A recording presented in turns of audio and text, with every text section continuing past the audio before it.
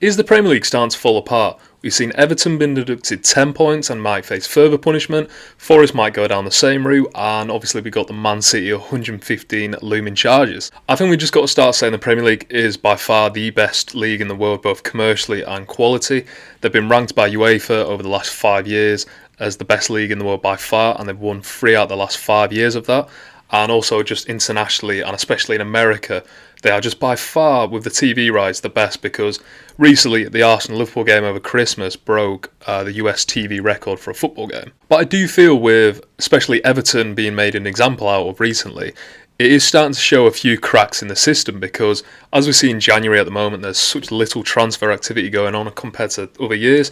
And obviously last year was a bit of an inflated because with Todd Bowley and, you saw Enzo Fernandez come over for 100 plus million. But I think even compared to years before that, we've seen a massive drop in spend. And personally, I think that's a good thing for the league, because it just keeps it somewhat level, somewhat, less inflated with the money. But I think it's a window into how people are getting a bit scared of the financial regulations, and also with the profit and sustainability rules that were brought in the 2010s, then I think people are really worried at the moment after seeing what's happened to Everton and potentially Nottingham Forest. And I think we have to look at it that the Premier League is not invincible, although it might seem to be completely at its peak at the moment and it will never slow down. English football was at the peak in Europe once in the 70s when, I think it was late 70s, 6 English teams won the European Cup in a row, and then Liverpool the year after, I think Bayern Munich in between. And it all seemed great until the Heysel disaster happened between Liverpool and Juventus in Belgium, where European teams were banned for 5 years in Europe because it was seen as hooliganism was taken over, and UEFA just completely banned them for 5 years, which saw players like an Ian Rush from Liverpool move into Juventus, because players, they wanted to play in the European competitions. But then they saw Italy rise, with them being quite dominant in the 90s, with the AC Milans, with the Van Bastens and the Ruud Gullits, the Maldinis, the Bareses, and obviously the Inter Milans as well, the Juventuses. Lazio had quite a good run.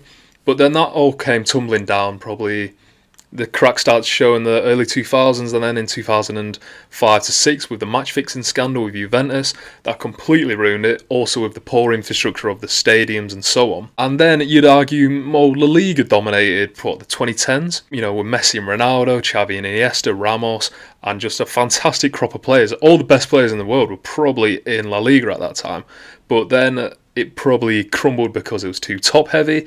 I think Barca got a bit blurry with their finances, and as we saw, they couldn't even re-sign Messi to a decreased contract because it would have been half his wage, was still too much due to La Liga financial regulations. And I think these are all examples of nothing does last forever in football. Something will change, something will come in, and as we saw with the Spanish and the Italians and also the English in the 70s and 80s, it will come crumbling down eventually, because people do make mistakes, people get bored, or people would just, go outside the rules. And I think we see it with Man City at the moment, because obviously with the charges, I think people are seeing that, with Man City not being charged, it's seen as they're being innocent, or the Premier League are just corrupt and they're not going to charge them. However, I personally think they're building an airtight case against Man City, because obviously they'll have hundreds of the world-class lawyers trying to find any loophole they can to get through and keep their titles, keep their place in the league.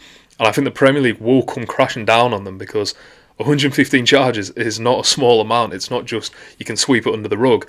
And I could either see Man City being docked a lot of points, potentially being kicked out of the Premier League altogether, and I think it'll be a massive shock to the system for Man City. And I think we all look at it as the Super League being the death of football, and it poked its head out the water a couple of weeks ago. But the main bit was in 2021. I believe it was after Man United Spurs, and it was announced after the game, and it just took everyone by surprise. But we might have to look in on ourselves as English football fans, because the Premier League is somewhat of a smaller Super League. Because when the Premier League got created in 1992, we saw a big disconnect from the other 3 professional leagues in English football, and at that time, it was the First Division, which now the Premier League, took 50% of the TV shares.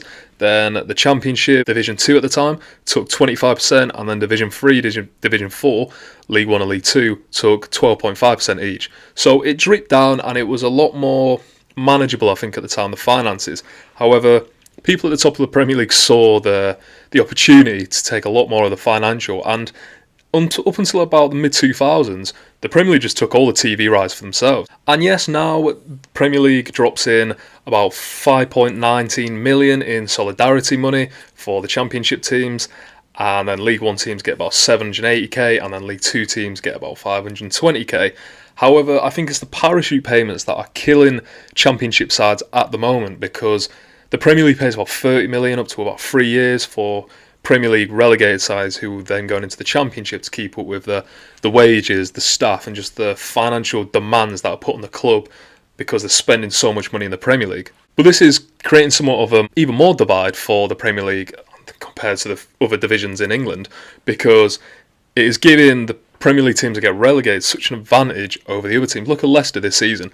They're basically got a Premier League squad, and they were able to bring in Harry Winks, Connor Cody, to help them push up the divisions. As Leeds have, they brought in Ethan Ampadu, they brought in Joe Rodon, all Premier League level footballers who are playing in the Championship because they have the finances, basically. And as we can see, there's been so many yo-yo clubs, like a Fulham, like a Bournemouth, like a Watford, that just go up and down between the two divisions because they go down for 1 or 2 years, they have the money to get themselves back up, and it doesn't add anything really to either league, because they'll dominate the Championship and they'll do terrible in the Premier League, and it just keeps on going up and down. I also think the streaming services might be the start, not of the end of the Premier League, but it's going to be a massive shift, because at the moment in England we are seeing so many people have dodgy streaming services, and that is a Fire Stick where you can basically jailbreak it and watch free stuff on. And I think everyone knows someone who at least has that. And I think the Premier League will be really panicking about this, because, for example, I put an article on the screen of a man in Shrewsbury who sold about 30,000 subscriptions, made over £1 million, but 30,000 subscriptions of people, say, who will be paying £500 a year for Sky, it's going to take so much money away from Sky, BT, and therefore the Premier League. And I think this is going to eventually push them to what has been a constant debate over the Netflix streaming services for a Premier League. And apparently they're not doing this at the moment because they do want the best product, and you can't argue that if you watch it on Sky or BT on live TV, it's not going to buffer, it's not going to lag. And when we all watch it on Amazon Prime, it does do that sometimes, and it's a great picture and I love the idea, but it does lag, it might buffer, or the audio might be outside of the picture, and it's just not the best that you should really have as a football fan. But I think due to these illegal streaming services, it's just going to push more and more money away from the Premier League, and it will have to make them act, because let's say if 100,000 people this year have an illegal streaming service, then 200,000, then 300,000, it's hundreds of millions that the Premier League and the TV companies are going to lose out on. And I think that is a really good thing, because these TV companies have been ripping people off for years now. We've talked about the blackout rule before, it's been a hot topic for years now, but I personally don't think it should be removed, because I think it helps low league clubs. However, if you are paying 500 quid to £1,000 on these TV services and you can't watch your favourite team on a Sunday, then it is ridiculous in some sense, and you can't blame people for going down the streaming route. I also think Saudi Arabia might be an issue that isn't going away. I think people think it's going away because Jordan Henderson's leaving, Karim Benzema looks like he wants to leave, and it looks like it's failed. However, it's still, a year into its infancy, and I class it as from when Ronaldo joined to now, so it's been a year. I think it's actually done really well and probably on track in how they want it to do.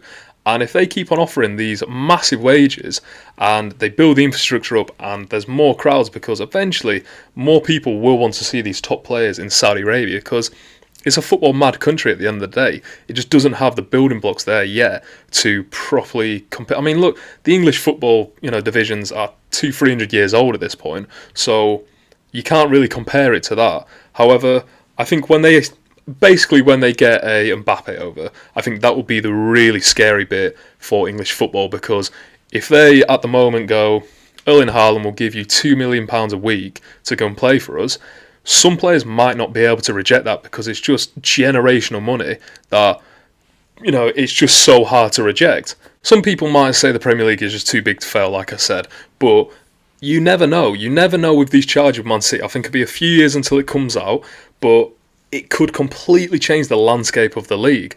And if Man City get dropped into a division or two below, it's going to be a massive shock to the system, and the spending might go down in the Premier League because people don't want these sanctions. But it'll be an interesting few years, won't it? I think Everton might avoid the charges. Don't know what's happened with Forest at the moment. It's gone quite quiet, but I think if Everton have been docked points, I don't see why Forest won't as well. But if Everton do get relegated, for example, this season, it's going to be a massive blow because they've got that stadium coming that they need to pay for. And a club like that in the Championship, if they don't get back up in the first season, it's going to ruin the club financially. And I think a lot of clubs will also be looking at that going, we can't spend this amount of money anymore, which means therefore the players won't come over because obviously the highest wages are where the players are going to go, and they might choose to go to Spain or Italy, for example. And if the best players aren't coming over to the Premier League, then the quality is going to dip. And it just is a snowball effect that will keep on going. But let me know what you think. Let me know if you think the Premier League is in trouble at the moment. It's so big, it's not going to fail in the next 5 or 10 years, but it could be on the downward spiral at the moment. And it'll be interesting. But if you could leave a like on this video, it'd be muchly appreciated. If you could leave a comment, like I said, that'd be great. And if you could subscribe, that'd be brilliant. So thanks for watching.